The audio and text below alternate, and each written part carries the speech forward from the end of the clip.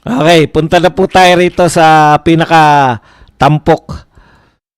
Actually, ano na to na-resolve na to pero gusto ko pa rin pag-usapan. Si Kaufman, dami kasi nagsabi, ban naman pala yung Kaufman na yan. May nangangantyaw pa sa akin Sabi sa akin, Badong, akala ko ba magaling si Kaufman? Bakit laging talo? Kaya pag-usapan na natin. Tapos tinanong pa kay BP Sara yan. Naitanong mo ba kay Tatay Digong? Naitanong na actually ni BP Sara. May sagot na po si Tatay Digong. Pero pag-usapan muna natin. Yung laging talo, pwede ba magpalit? Pwede naman. Wala namang problema dun Di ba? Kaya lang po, eto kasi ang nakikita ko. Kaya kinuha si Kaufman, may experience siya na nanalo na sa ICC. Si Kaufman may mga naipanalo na sa ICC. Okay.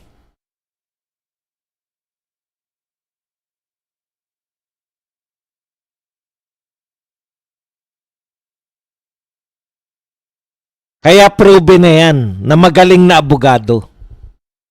Okay. Ano ang problema? Bakit napagtatalo?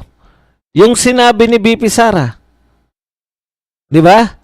Bias political court. Hindi talaga siya yung court of justice.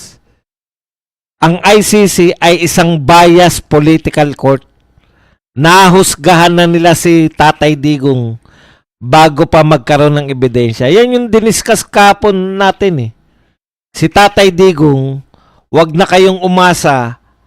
Ang gusto talaga ng ICC kay Tatay Digong, makulong. Kumbaga, dinala pa lang si Tatay Digong doon. Kasi, kung parehas lang yan, dapat laya na si Tatay Digong. Lahat ng qualification para siya magkaroon ng interim release. Taglay-taglay niya. Edad. Sakit. Wala nang kakayahan. Hindi siya makakatakas. Sabi nga ni BP Sara, imagine, pati yung biruan na sinabi ni BP Sara na itatakas niya si PRRD para makauwi ng Davao. Yun ang ginawang batayan ng ICC.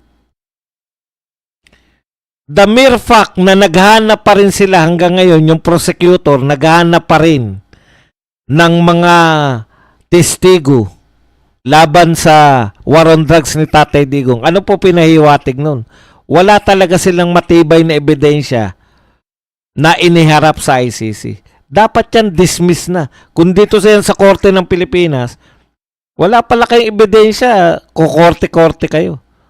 Di ba? Ibig sabihin, hindi, pakinggan nyo lang ako.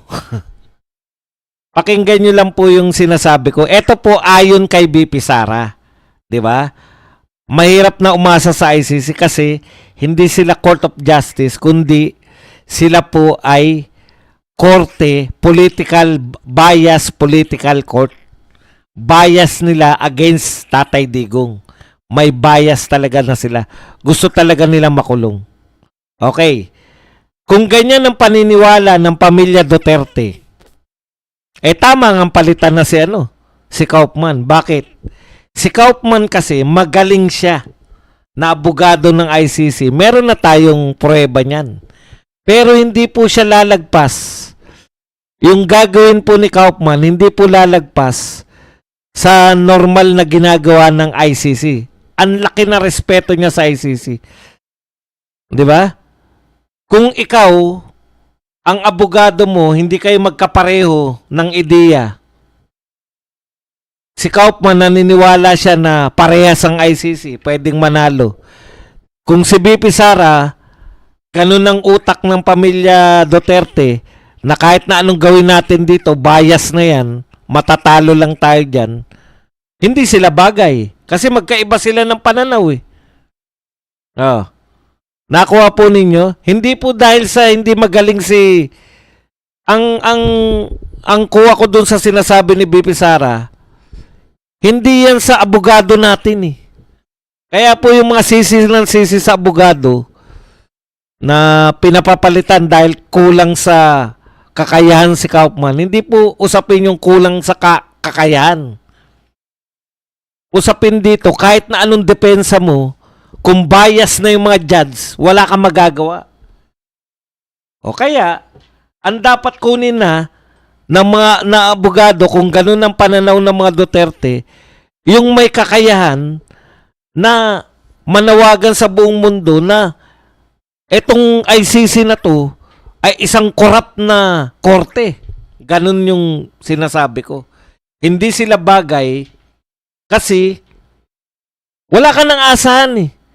Si Kaufman, magaling siya doon sa may parehas na tumingin yung judge. Kung tinitignan pa rin ni Kaufman, kasi hindi niya binabanatan yung ICC, di ba? Oh, yun.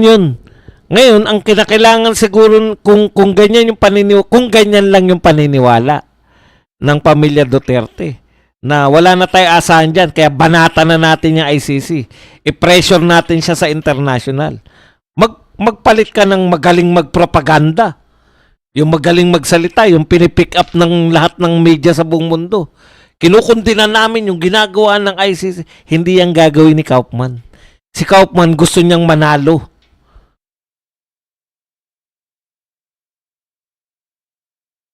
O, yun yung kung ganun ang sitwasyon.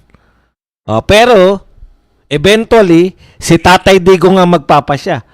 Ibig nyo sabihin, mas magaling ba tayo? Yun yung analysis ko, akin yun eh. Dapat ang kinukuha na nila, kung wala na silang tiwala sa ICC bilang parehas na judge, yung may kakayahan na magpropaganda na, sisirain na yung ICC, na korap na korte. At meron siyang mga access sa international media. Yung international community na ang magpe-pressure. Through pressure, mananalo tayo kasi magbabantay na lahat ng tao sa ICC. Political pressure.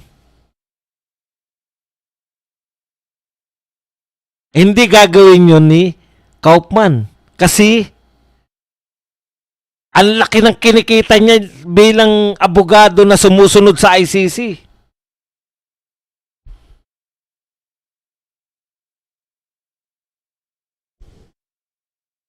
Okay. So sana naintindihan nyo ko, wala akong pakialam dyan. Pero ganun yung pagsusuri ko dun.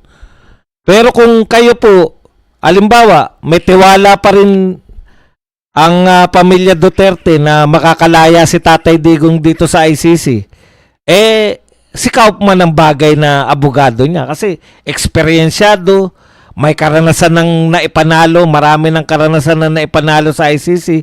Alam niya kung paano manalo sa ICC. So yun yung option ng pamilya Duterte. 'Di ba? Ang gagaling na ang mga Duterte, ang gagaling niyan sa sa mamresure through media. Magagaling silang gumamit ng social media, magagaling silang gumamit ng media. In fact, wala silang bayarang media, pero lagi po silang laman ng media natin, ng mga bayarang media.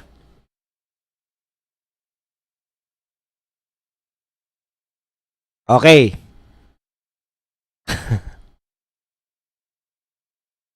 Ngayon, ano ngayon ang pasya ni PRRD? Yan.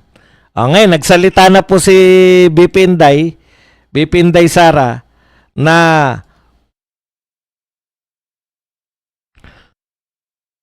stay put, si Kaufman pa rin ang abogado. Kaya po ako, hindi ko man maintindihan si PRRD, alam nyong may diskarte. Bakit? Pero